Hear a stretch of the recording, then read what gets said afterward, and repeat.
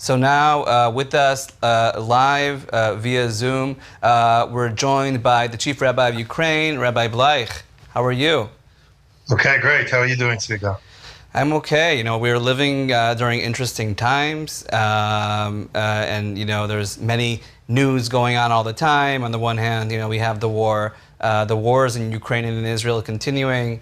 A new president is elected in the United States, Donald Trump, and we've been discussing kind of how that will possibly affect the relations with Israel, with Ukraine. What's your take on that? You mean between the United States and Israel and the United States and Ukraine? Oh, United States and First of Israel, all, but also one thing that's United States and Ukraine, 100%. Yeah. yeah, that's what I'm saying. One thing that I think is quite obvious is that Trump is coming in to his presidency much differently than he did the first time. He's coming in sort of, trying to hit the floor running, and he's getting stuff moving, and you're hearing, I think, much more responsible uh, let's say announcements and stuff than the first time when he was not experienced and maybe didn't know exactly what he was getting Yeah, himself I mean, he into wasn't a to whatever politician. He extent. didn't grow up in government. He was. Yeah. I mean, I'm not going into the excuse. I'm saying the fact, Yeah. the observation. So his whole all of the statements that he made about Ukraine really opened a door, I think, for him, for Ukraine, for the United States to really try and do something. The question is what he wants to do. I don't think that it's possible for him to make peace between Russia and Ukraine because the differences are so large. The divide is great. I think something much more realistic that may be possible is sort of a ceasefire to stop the killing of innocent civilians.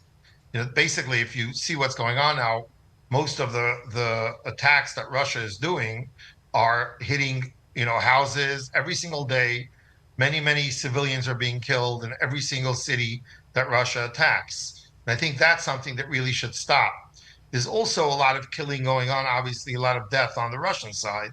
The soldiers, thousands, over 1,000 soldiers, some days close to 2,000 even, being shot, wounded, killed, taken out on the Russian side, which is also really the whole thing is sort of senseless at this point because we don't know what Putin wanted, what he had in mind when he started this war. But it's obvious that he didn't destroy Ukraine as a state. He did cause a lot of damage and is causing a lot of death and causing a lot of suffering. But is that going to lead to what he thinks it will? And what's the end game here? Hmm. So I think that something to really focus on would try to get the killing stopped. And I think that he may be positioned if he's able to, like some of his people said, tell Zelensky either you sit down by the table or we'll stop giving you arms, and tell Putin either you sit down at the table, we'll give them all the arms that they need. Because if Ukraine would get everything they needed and the ability to shoot into Russia, I think this war would be over, pretty quickly. Yeah. We have And, seen that Western arms are by far superior to anything that the Russians have put out, and it yeah. would be unfortunate to have to go that way. Makes much more sense just stop the killing now, and then try and sit down by the table. So, Rabbi One Bleich, of the problems, what's one of the problems that I, yeah. could just say as an observer, because we were invited by President Zelensky, the Council of Church and Religious Organizations, to observe the negotiations before this war, is that the Russians are professional negotiators. They could negotiate to death Yeah. without saying anything or giving anything. Hmm. They have a lot of years of negotiations that they could get under their belt. So, At that point, Rabbi Bleich, what's the situation of the Jewish communities in Ukraine? I mean, at the beginning, there was a lot of mobilization. Some people left, some people came back. so at the beginning of the war, a lot of Ukrainians left, including Jews, but a Hmm. lot of Ukrainians, millions of Ukrainians left, and the Jewish community among them, especially the places that they thought Russia would come into. And we see that wherever Russia came in, they basically destroyed the cities, killed men, women, children indiscriminately. That's what was going on in Bucha and the other cities around Kyiv. And the same thing happened in the east, in Mariupol and the other cities. Basically, the Russians didn't have the goal of capturing a city as as much as it had a goal of destroying the city and making it uninhabitable. So people left because of that. When the Russians pulled back, so many people came back. The Jewish communities are all up and running. No Jewish community has closed due to lack of interest, and most of the rabbis were back, and almost all the synagogues are working for sure on Shabbos and on the holidays. It's hard to say though that how many Jews came back and how much of it is new people that are coming to the synagogue. All of the communities in Ukraine are Kyiv communities, Hmm. which are outreach communities, are bringing in new people all the time. Right. So I can tell you that in Kiev, in the community that I'm the rabbi of, there are a lot of new people, really, really a lot of new That's what I was going people. to ask. I assume a lot of people moved, and they may even stay. Yeah, it depends where they are. I'm getting calls now from many Jews from Kiev that went to places in Europe that are making Aliyah to Israel now. Hmm. You're talking about 2+ years, almost 3 years Yeah, yeah, down the yeah. road, and To- suddenly they see whatever. Let's not forget that Europe is sort of, especially some of the countries in Europe are not very hospitable for Jews, especially what's happening now. yeah. The Amsterdam thing is just it's not a it's a siman, not a siba. It's more of a sign of Hmm. what's happening all over. Not a It's not so reason. much. Yeah. It's not a reason, but the Yeah. same. This is what's happening in England. Look at France. I would estimate that the Jewish population of France is down, you know, tens of percentages since in the last 6 7 years. I think that Great Britain is also going to have an exodus because you see the amount of anti-Semitic attacks there, and a lot of other Western European countries are, people are going to be making aliyah. Israel is going to be growing. That's why I'm in Israel now, Hmm. trying to set something up here for Ukrainian immigrants. Wow. A place that they can, feel a community. When they come, they should come into a place that's, feels like home. That's amazing. It's interesting how you went and became a rabbi in Ukraine, and obviously we hear your accent. You're American, and now you're also enabling aliyah to Israel. Immigration to Israel. I don't think is this something you ever thought you would be doing? 1,000%. I've been doing it since my day one almost, Actually, that wasn't a very because the, smart question, or whatever. But yeah, I mean, definitely, since I'm sure since you've been there, there's but been a yeah, huge wave of thank God we aliyah, have but not. thousands and thousands of Yeah, olim, from our community. So it's just that I think that the but organization, it's a new I think it's situation important now. in Israel to create that communal infrastructure that when people come, they know where they're going.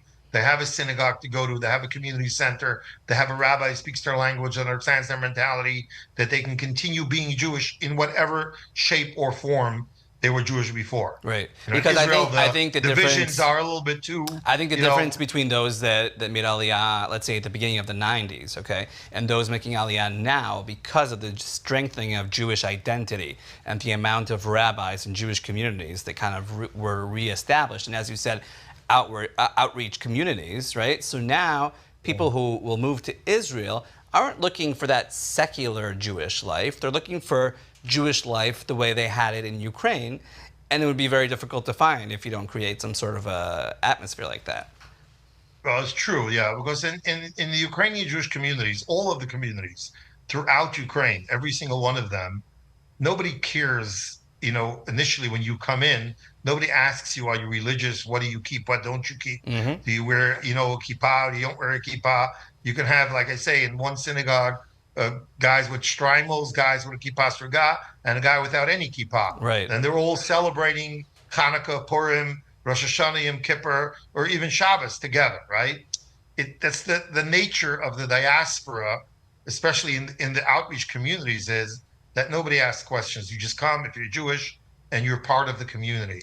And I think if we created something like that in Israel, it would knock down those boundaries that are artificial boundaries that are dividing Jews. I think that it would go a long way in uniting the Jews in Israel as well.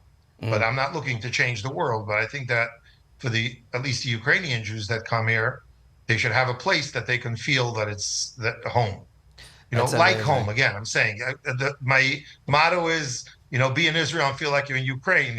Some people may Right. not like that too much, Yeah, but but but yeah, that's the way it is. you feel You make people comfortable. feel at Feel home and they comfortable. feel comfortable. Yeah. 100%. Americans are trying to get Ramat Beit Shemesh, some Okay. of the communities, and some of them are quite successful. A Okay. lot of challenges, but there's a lot to learn from. 100%. So, Rabbi Bleich, Chief Rabbi of Ukraine, now in Israel, trying to help Ukrainian immigrants to move to Israel.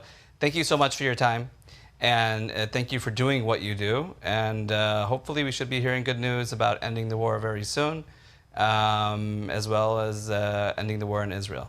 So, Thank you very much, thank Nika. you. Thanks for the entire, Kyiv Jewish Forum, for everything that you're doing together with us on this. I think it's a great thing.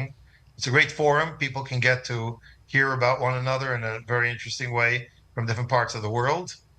And in that way, you're also bringing us all together. 100%. So And thank you yeah, so that's good. To Boris Loshkin for inventing this forum and for keeping it going.